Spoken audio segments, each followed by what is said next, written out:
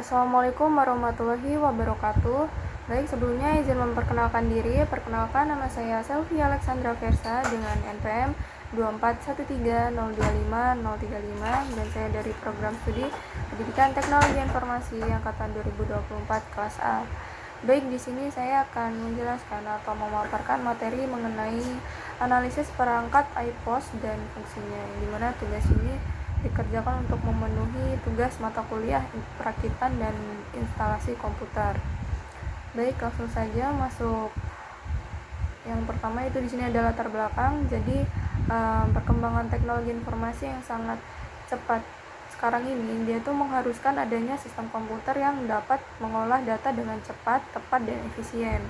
Dan untuk memahami bagaimana komputer mengubah data mentah menjadi informasi yang berguna, kita itu perlu memiliki kerangka yang sistematis. Salah satu kerangka yang banyak digunakan adalah model iPOS, yaitu input, process, output, dan storage.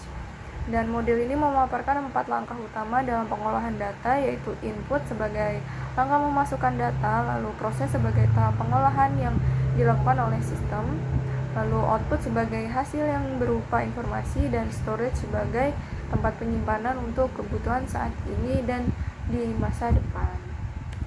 Selanjutnya di sini ada tujuannya. Jadi tujuan dari pembuatan tugas ini adalah untuk memberikan wawasan yang lebih jelas tentang dasar-dasar model iPOS dalam sistem komputer.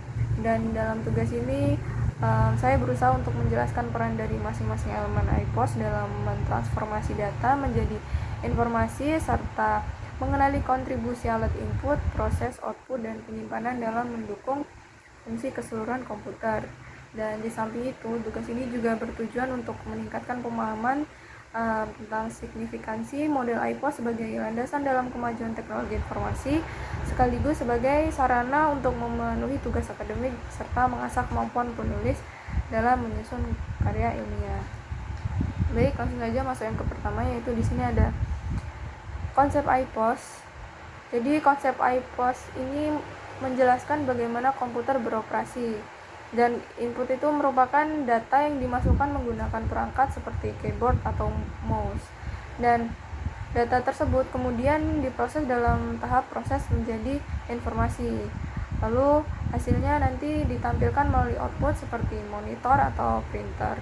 Dan informasi ini dapat disimpan di penyimpanan baik secara sementara di ROM maupun secara permanen di hard disk. Selanjutnya, fungsi perangkat input. Jadi fungsi alat input itu untuk menyalurkan data atau instruksi ke komputer agar dapat diolah lebih lanjut. Dan alat ini berperan sebagai jembatan antara pengguna dan sistem komputer. Dan di sini ada beberapa perangkat input, yaitu yang pertama ada mouse. Jadi mouse ini gunanya untuk menggerakkan kursor, lalu untuk mengeklik, lalu untuk memilih menu, serta menjalankan perintah di layar. Lalu selanjutnya di sini ada keyboard. Jadi keyboard ini fungsinya untuk memasukkan huruf, angka, simbol, dan perintah ke komputer. Lalu di sini ada touchpad. Jadi touchpad ini bisa dibilang pengganti mouse di laptop. Namun touchpad ini digerakkan dengan menggunakan jari. Lalu selanjutnya di sini ada scanner. Jadi scanner ini untuk mengubah gambar atau dokumen fisik menjadi bentuk digital. Lalu selanjutnya di sini ada touchscreen. Jadi touchscreen ini fungsinya untuk memasukkan data langsung lewat sentuhan jari atau stylus pada layar. Lalu selanjutnya ada mikrofon. Jadi mikrofon ini fungsinya untuk menangkap suara untuk disimpan, diproses atau dikirim. Di sini ada fungsi perangkat proses. Jadi perangkat pemrosesan itu berperan dalam mengubah data dari masukan menjadi informasi. Dan bagian terpentingnya adalah CPU yang terdiri dari ALU untuk melakukan perhitungan, unit control yang mengatur instruksi, dan register untuk menyimpan sementara. Dan selain itu terdapat GPU untuk mengelola grafis dan chipset yang berfungsi sebagai penghubung antar komponen. Dan tanpa perangkat ini, komputer itu nanti tidak bisa atau tidak dapat menjalankan instruksi dari pengguna. Lalu di sini ada perangkat proses, yaitu yang pertama di sini ada CPU. Jadi CPU ini fungsinya untuk mengolah data dan menjalankan instruksi utama. Lalu selanjutnya di sini ada GPU. Jadi dia fungsinya itu untuk mengolah data grafis dan visual. Lalu selanjutnya di sini ada motherboard. Jadi dia ini fungsinya sebagai pusat penghubung semua komponen komputer seperti CPU, ROM, GPU, hard disk, dan perangkat input-output. Dan motherboard ini memastikan setiap komponen dapat berkomunikasi dan bekerja bersama agar komputer itu berjalan dengan baik. Selanjutnya di sini ada perangkat output. Yang pertama itu ada printer. Jadi printer ini digunakan untuk mencetak dokumen atau gambar dari komputer ke kertas. Lalu selanjutnya di sini ada monitor. Jadi monitor itu fungsinya untuk menampilkan teks, gambar, dan video dalam bentuk visual.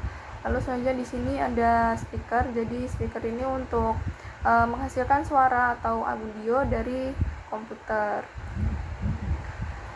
Selanjutnya di sini ada fungsi perangkat storage, dimana yang pertama itu ada untuk menyimpan data baik sementara maupun permanen. Lalu yang kedua untuk mengambil kembali data. Jadi dia itu nanti memungkinkan pengguna itu untuk membuka file atau informasi yang sudah disimpan sebelumnya.